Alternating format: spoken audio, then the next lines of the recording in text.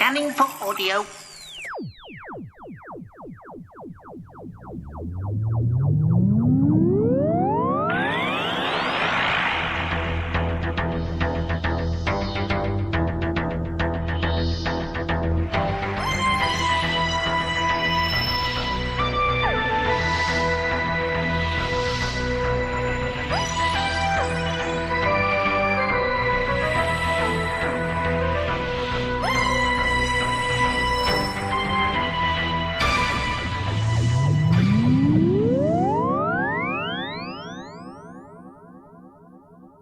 Right, I think it's time to review the Impossible Astronaut.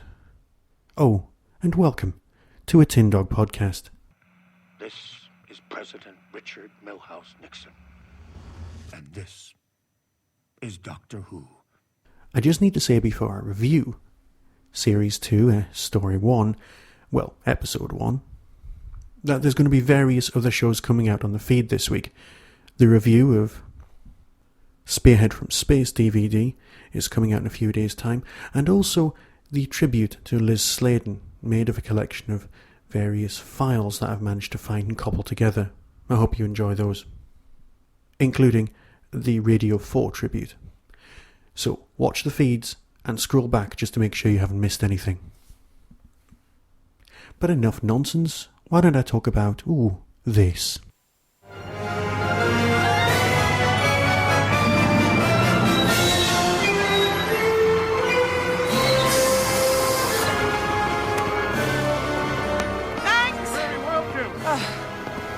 This is it, yeah? That place? Nowhere? Middle of? Yeah, this is it. Howdy. Doctor! It's the pond! Come on, Hey! Pond! Hello, pond! Come here! So, someone's been a busy boy then, eh? Did you see me? Of course. Stalker! Flirt. Husband. And Rory the Roman! Oh, come here! Hey, nice hat. I wear a Stetson now. Stetsons are cool.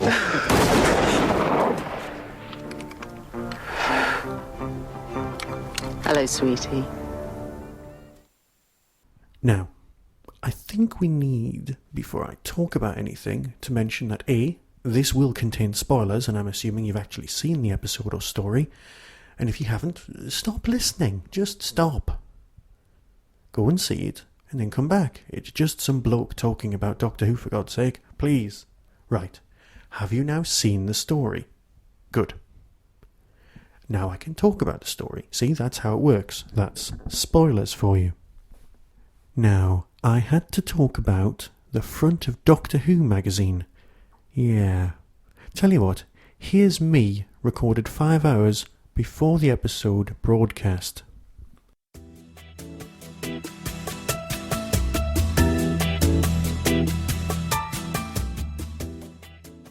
Right. It's Saturday. I'm recording this specific section before the episode is shown, okay? Now what it is Doctor Who magazine had something on the cover, and it said, one of these 4 people will die. And it was a lovely method of getting everyone to buy 4 magazines, all with different covers, containing the Doctor, Rory, Amy, and of course River. So, I got to thinking which of these 4 it would be. Now, I've got my own theories which I'll talk about in a second. But also, I thought I'd ask some of my friends. So if you just bear with me, I'm going to read the text messages that they sent. Tom, over at the Doctor Who podcast, simply says, the Doctor. That's what he says it is. He thinks it's the Doctor. Okay, moving on. Adam Purcell, over at Staggering Stories, thinks that the person who should die is the editor of Doctor Who magazine for bothering to print this on the front. Yes, I know lots of us are spoiler-phobic at the best of times, but I do get the feeling that this happens in the first 2 minutes of the new episode. It's still not particularly on, and it does strike me as a bit of a, marketing method to get you to buy 4 covers. Next on the list, James. This is over at the Doctor Who podcast. James says, makes no odds to me. They've all died at least once already. Death is so overrated. An equally valid point. Tony Galachon, that's over at the Flashing Blade, or Moonlighting over at the Doctor Who podcast, said, don't know, don't care, la la la la la la la la. I think yet another example of someone who's in just a tiny bit of denial. Chris, over at the Pharos Project, says it can't be the Doctor or Amy. Rory has died twice already. A third time would be overkill. Or genius. So I guess it's River, as they've made a point in all the River stories of saying that time can be rewritten. Then they spend the rest of the season trying to bring her back. That or something to do with clones. Right, well, I suppose at this point I should make my prediction, because the series doesn't start for another 8 hours. My predictions are as follows. It's the Doctor, and then the whole business in the trailer of Amy saying, I swear that I'm telling the truth, is they've gone back in time to tell the Doctor to avoid going somewhere in order to save himself, and time's already, well, I'm going to use the word buggered up at that point. That's guess number 1. Actually, why don't I just record me guessing all 4 of the names, and then I can edit it cunningly later on. Guess number 2 is Rory. Guess number 3 is River. And guess number 4... No, it doesn't make sense doing that. Look, I think it's the Doctor, but we'll find out more tonight. Now I return you to myself in the future, who already knows the answer to these questions, to continue the podcast.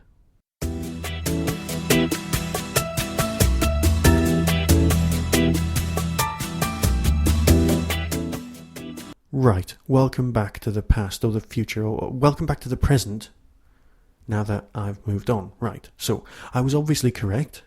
It is the Doctor, and I know hedging my bets on the others was fine, but yes, it's the Doctor. Now the whole Doctor from the future thing, yeah, I'm sure we can deal with that.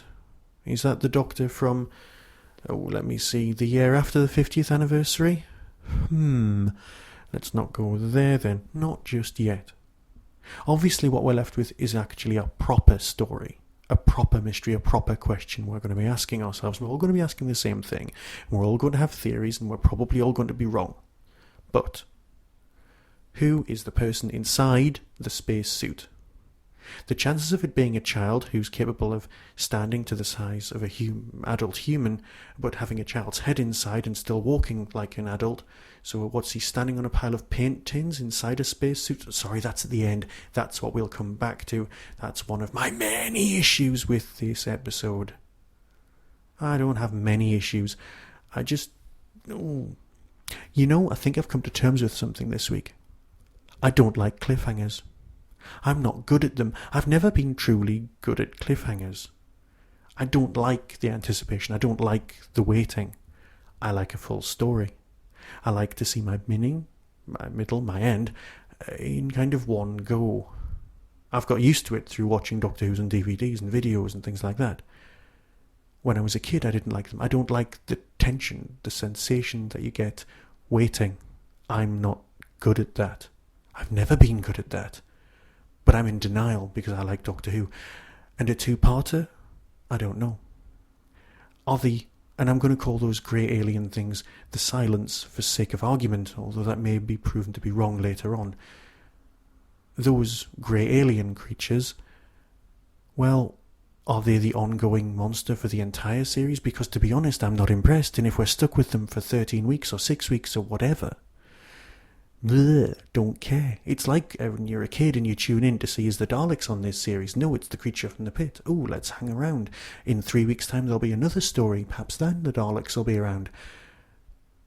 Perhaps I'm just giving in to my inner child just a bit too much. I'm all over the place and I'm sorry. I'm trying to record this in one go without any edits. My initial reaction was one of going, oh, it's 2 parts. That's not good. I'll have to wait. My other initial reaction was, are these creatures, these grey aliens, just the angels but the other way around? It's not don't look, it's you have to look. And that's kind of it.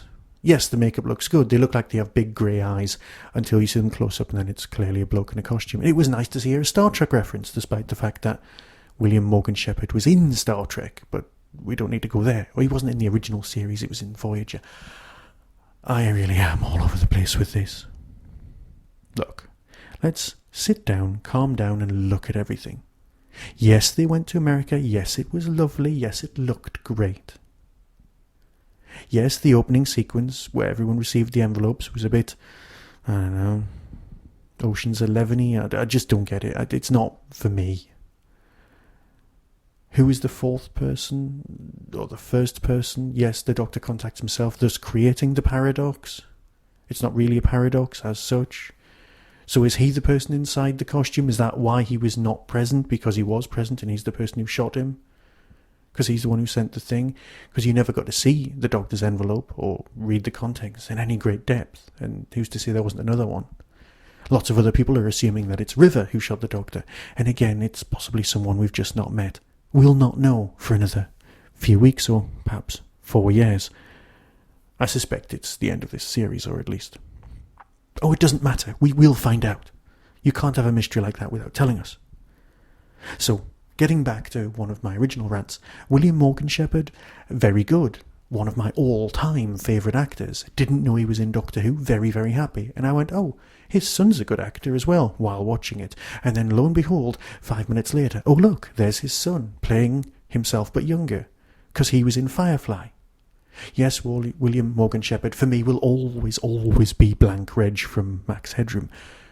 A series I love with a passion. God, I wish it was available on DVD legitimately, instead of some dodgy Canadian thing that I bought off eBay. But his son, in Firefly, yeah, he's just great. I think he was Badger. But in this, his great performance, great actor, very, very good.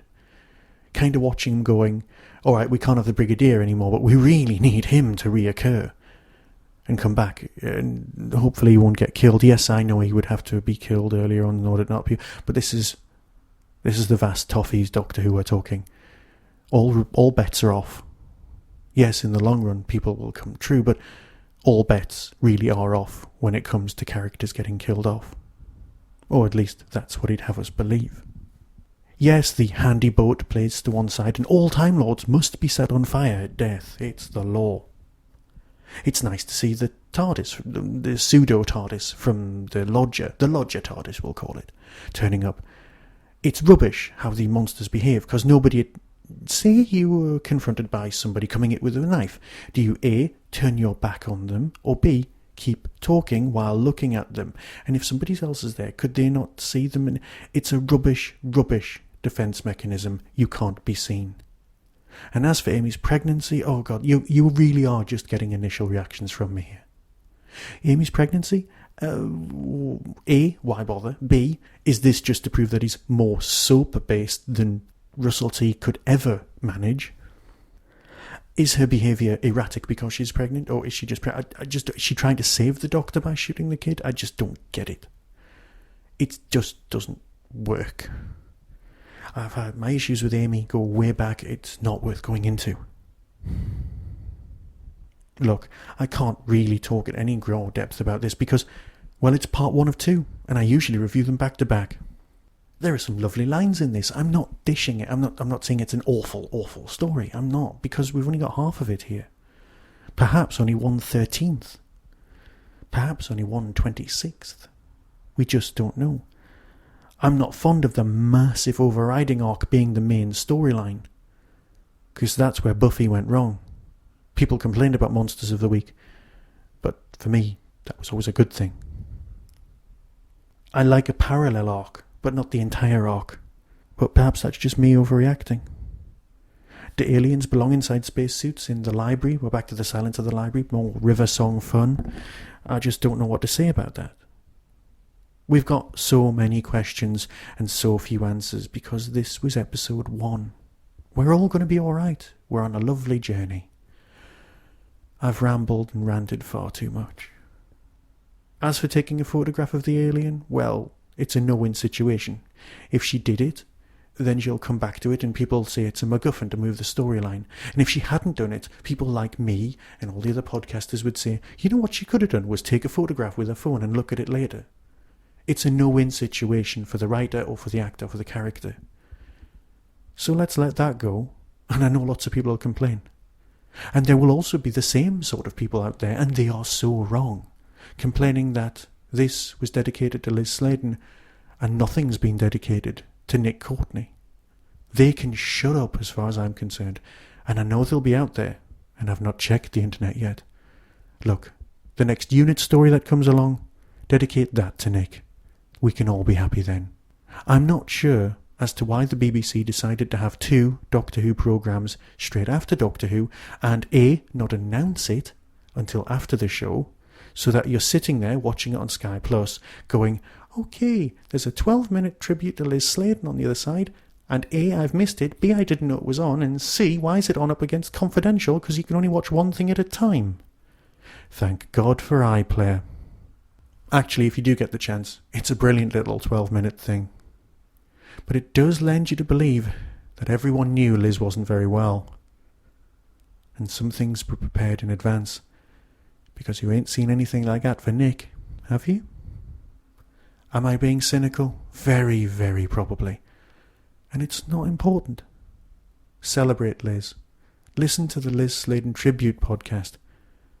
I'm sure you'll enjoy it. Look, I'll be back next week, where I'll be talking, well, guess what, about Doctor Who. Of course, by then you'll probably have heard me talk about Autons as well. Look, either way, be seeing you.